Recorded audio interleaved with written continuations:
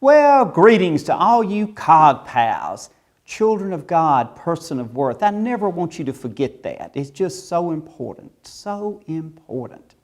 Again, this year I really worked on my attire for this year's annual conference, but one more time, we're virtual. So I'm saving my special attire for next year. I just couldn't bring myself to wear it just for the camera and the crew, so I decided to go with this nifty summer suit and tie. How you like that? Well, we'll save the fun for next year. No pajamas, but just wait and see. I think you'll call it very appropriate. So Bishop Swanson and members of the 2021 Annual Conference, thank you for the opportunity to share this 2020 Treasurers Report with you. 2020 was unique at best. We learned a lot.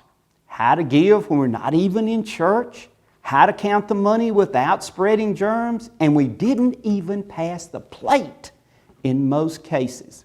Wow, the people of Mississippi are generous in their support of the mission and ministry in their parish. That's the church, that's the district, that's the conference, that's the jurisdiction, that's the whole world. It truly was a year of new beginnings. You'll find the Treasurer's Report on the Administry website, but I want to share a few highlights that I just think you have got to hear right now. In 2020, there were 907 apportioned mission share churches.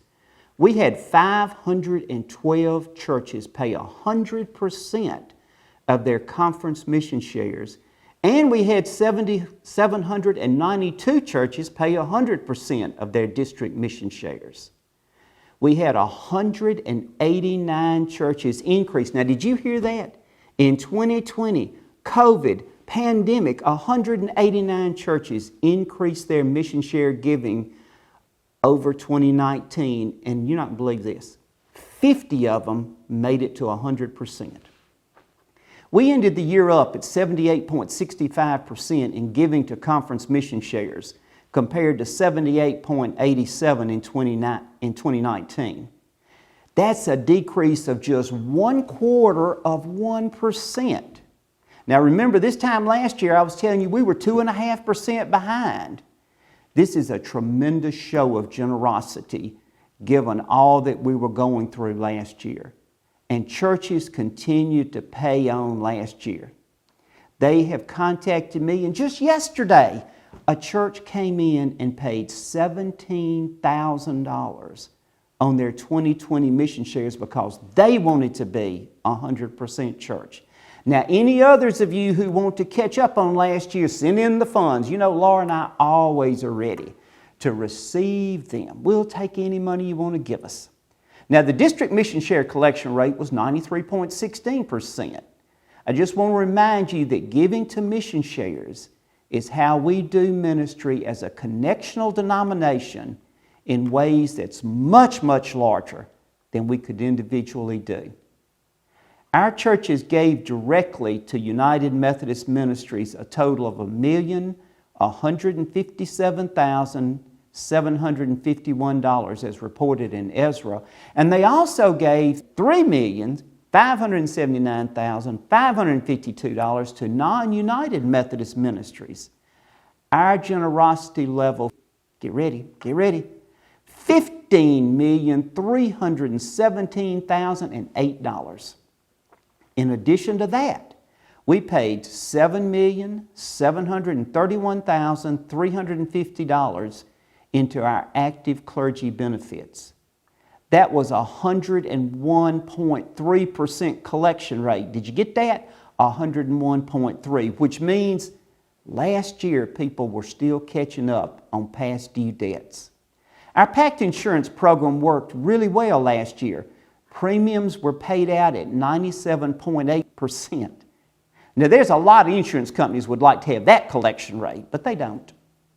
And get this, we received 28.5% of premiums from prior years, 2008 to 2019.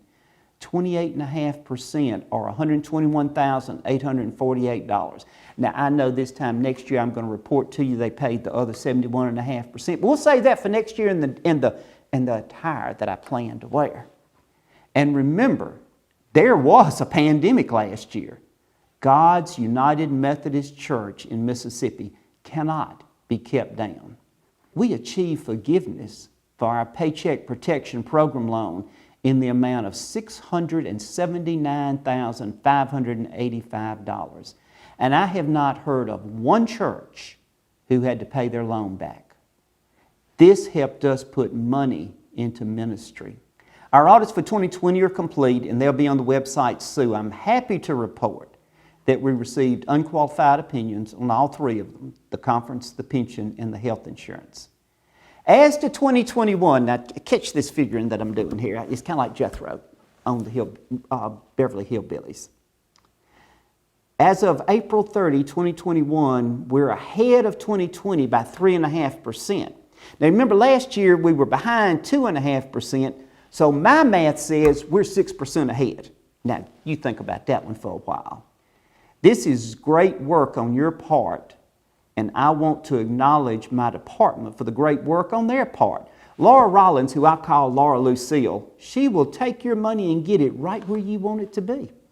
Tamarese DeYoung, I call her Tamara Sue. Make sure we follow all internal controls and get the bills paid. Now, Bernice Grant and Susan Ross, who serve in the administrative coordinator role, but Susan retired at the end of 2022. Although I've conned her into keeping up our information on the administrative website, she had to work hard to get her to do that, but she's doing it for me. And Bernice, I call her Bernie, stepped into this role. And then we welcomed Jackie McGurr back into the benefits coordinator position. We're so glad to have her back. She was with us years ago, and we're glad to have her back. And y'all all know Ed Jones. He's the internal auditor and works with me and with the districts. Andy Ray, our retired clergy liaison, and Mitchell Hedgepeth is my associate director of trustee matters. I really want to thank them for all their fine work. Now, I'd like to hand this report over to Brent Wilson, chair of CF&A. Brent is entering his 10th year as a CFA member, which is unprecedented, but the postponed General Conference and COVID made this possible. He had done a great job in leading us. As he says, he signed up for a 3-hour cruise. You know where that came from. And he got a 4-year term. And then he got a prize for an additional 4 years. And now it appears that he's going to get 2 more. So he's got 10 years. He is the only Mississippi United Methodist to serve 6 years as chair of CF&A. Thanks, Brent, for all you do leading our efforts in CF&A. And thank you for not abandoning us on this journey. Come on forward, Brent, and bring your report and the 2022 budget to the session of the Mississippi Annual Conference. Thank you, David, for the opportunity to present the fiscal year budget for 2022. This budget is presented to you by the Council on Finance and Administration. As you know, the Council is comprised of your fellow lay and clergy members of the United Methodist Church. We have a very deliberate and diligent budgeting process. This budget we are presenting to you comes after multiple meetings and reviewing financial data and discussions of future expectations. We take this process very seriously. Many people and ministries are dependent on our commitments through this budget. We want to honor the work God is performing through them by providing financial resources that enable them to reach the least and the lost. Today we present to you a budget we feel is very reasonable. The budget can be found in report number 2. First, we have some people to thank. Members of the Council of Finance Administration, Board of Pension, Board of Medical Benefits, Board of Trustees, and others who provided information, guidance, data, and feedback. We have a few dozen people on these committees that put great thought and effort to create a reasonable budget request. We want to thank them for their time and dedication to this process. Also, we want to thank the staff of the Mississippi Conference. Nobody looks forward to working on their budgets. It is a give and take process. However, we appreciate the leadership and staff of the conference for working diligently with us as we prepare this budget. And most importantly, we want to thank you individually and the local churches for faithfully supporting the work of the United Methodist Church through your generous support. Giving remains strong. We measure the percent of missions that are collected each year. Typically, we collect over 80% of the mission shares apportioned. However, in 2019, we collected 79%, and in 2020, during COVID and during a pandemic, we still collected 78%. That's only a 1% decrease during COVID. So far in 2021, we are ahead of 2019 and 2020 giving. Thank you for your generosity and trust.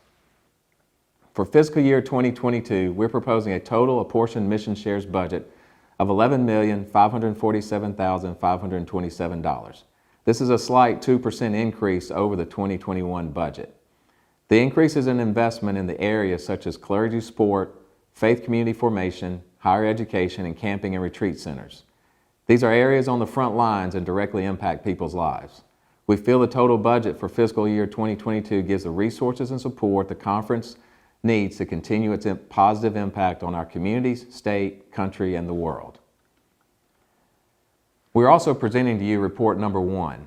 Please make sure you have read this report. It not only describes our charges and responsibilities as the Council on Finances and Administration, it also addresses your responsibilities as a member of the Mississippi Annual Conference. There's a lot of great information that can be gleaned and learned from report number 1 on how the local churches and the conference work together to reach people with the gospel. Please note that items 3B and 3C under the conference expenditures have been updated from last year's report number 1. One point I would like to emphasize from report number 1 relates to the audits of the local church. Guidance can be found in items 15 and 16. As a CPA and former auditor, I can sympathize with you that audits, reviews, and compilations are just not fun. However, they are necessary. We have the trust, and you have the trust of your church members. You do not want to violate that trust. Following the guidance of items 15 and 16 are paramount, even during a pandemic. Now more than ever, we need to be wise and good stewards of our financial resources. Following the guidance of items 15 and 16 gives us a clear path where people can see their tithes and offerings are being used in a manner consistent with the Book of Discipline and with the church's budget. Lastly, report number 3 lists the financial implications of clergy benefits. There are no changes being proposed in the direct invoice rates. Keep in mind that this is the employer's share of the clergy benefits. Thank you for the opportunity to share this time with you and share the budget with you. Bishop Swanson, the Council on Finance Administration, is proud to present reports 1 and 3 to the annual conference for approval, as well as report 2 as the 2022 mission shares budget. Thank you.